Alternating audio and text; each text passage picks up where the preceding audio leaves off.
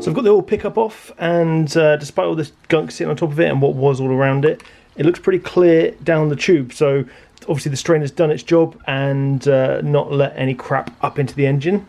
That's the first protocol to defend the engine from any dirt and bits. Obviously your oil filter is the next bit, which gets out any finer stuff. So we should be all good in terms of oil ways, hopefully.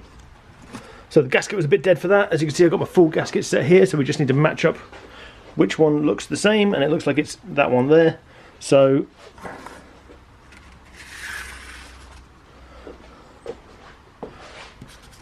I'm going to clean this up, pop a new gasket on, and pop this back up into place. Spent a bit of time getting the sump cleaned up and the oil filter pickup cleaned up, and I mean it was horrid in here. There was handfuls of just leaves and crap and everything that pulled out. There was a couple of bits of metal as well, like this here, which looks like some sort of is that metal? No, it's rubber actually. Maybe that's sort of some sump pluggy washer. Anyway, there were definitely a couple of bits of metal in the bottom here, so that's a little bit worrying. My hope is that they've fallen in from the inlet at the top, but we'll see. So I haven't done the underside because, like I said before, this is just to get it back together and get it running. I will buy another L28 engine and do a full, nice, clean build, but for now, let's just see if we can get this going.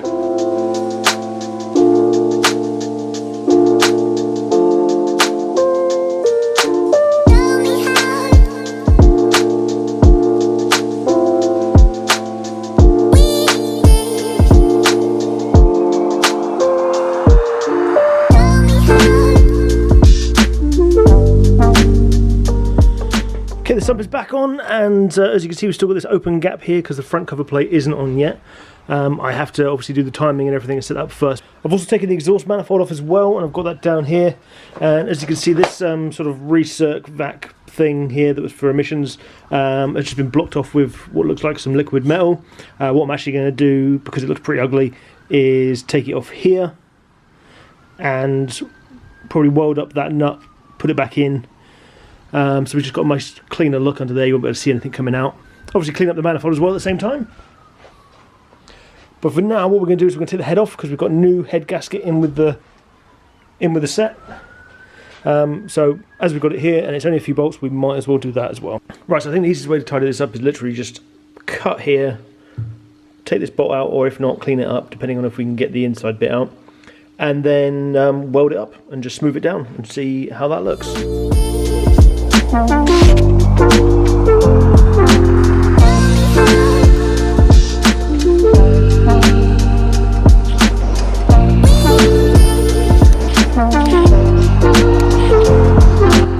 What a mess.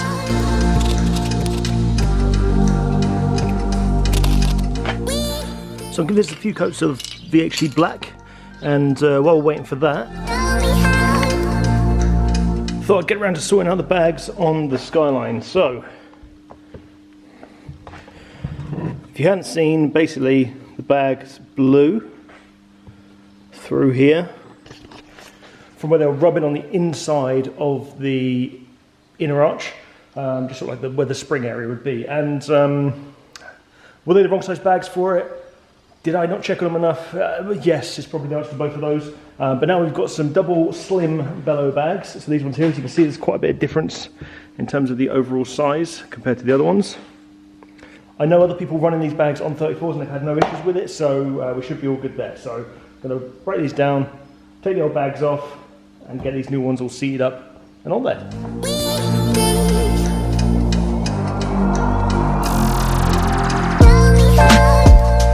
Got the Grady C-spanners, ooh, suitable for back shelf Facebook page.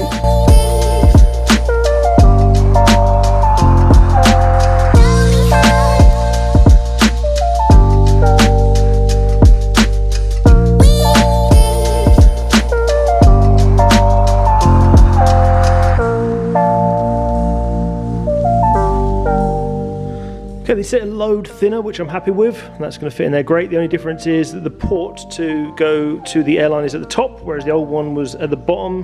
So we might just have to play around with some lines, but other than that, that should work nicely. Right, so I whacked the head back on with a new head gasket in there and tightened up all of the head bolts, so they're all sitting okay there. Next up we're going to time the engine up. So what I've done is I've set this to cylinder 1 being both valves closed. As you can see, like the cam lobes are facing upwards away from pushing these down. So that's now, the valves are up as far as they can go and the cylinder is closed. And I've set the crank position to top dead center, so cylinder number 1 is all the way up as far as it can go. So the next thing to do is to get the timing chain. And if you see on the chain, there are some bright links. So this one here and this one down here, which doesn't look too bright, but it's meant to be.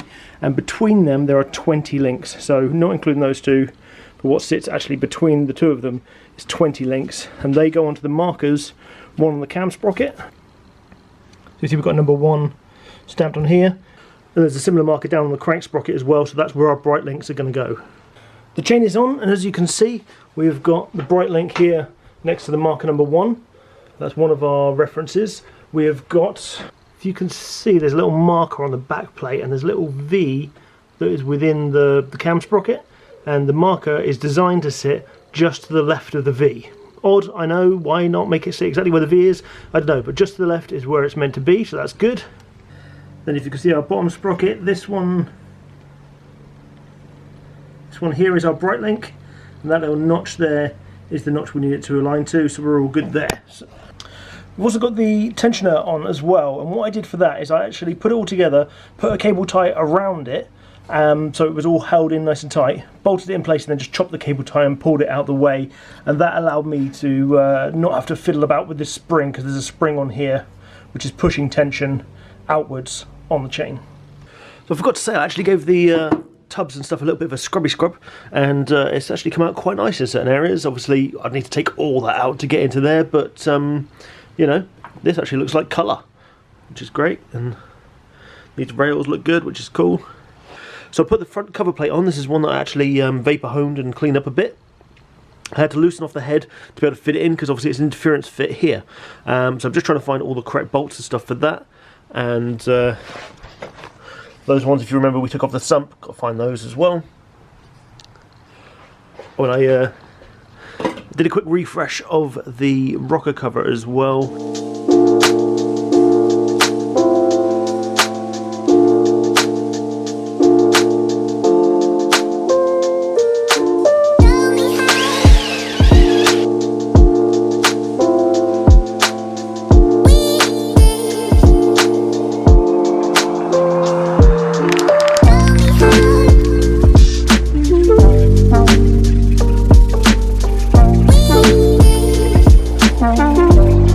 Freshly painted, big rain cloud.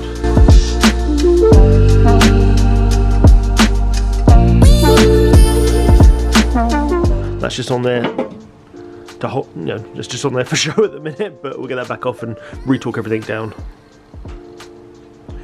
And then even by shitty third sector, you couldn't see anything. And then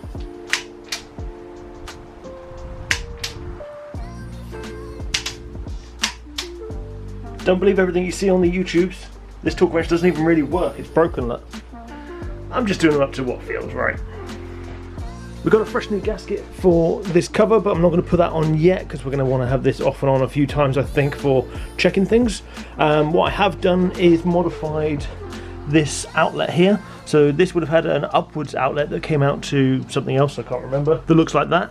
And I just wanted to go straight back, so literally to simplify this whole system. As I think I said before, I will be running the heater matrix eventually, we'll be running aircon eventually, but for this one I just want to get it so that it's plumbed up and to get it running. What I've done is put this straight out piece here, and the pipe will literally run through here, and I've spun this round, so this usually faces that way to go up to here. I've spun this round, we'll just have a straight pipe, putting those two together, and that completes our corner system. That's it for today's episode, guys. Thank you for watching, and I appreciate every like and comment that I get. In the next one, I'm going to be hooking up some power to this and seeing what works and what doesn't. So we'll put the start motor on and put a battery to that, and then we'll try actually working some electrics as well for the vehicle, because I have no idea what's going on and what's been chewed through by rats or not. And hopefully we can turn this engine over and give it a compression test as well. So stay tuned for that one. See you next time.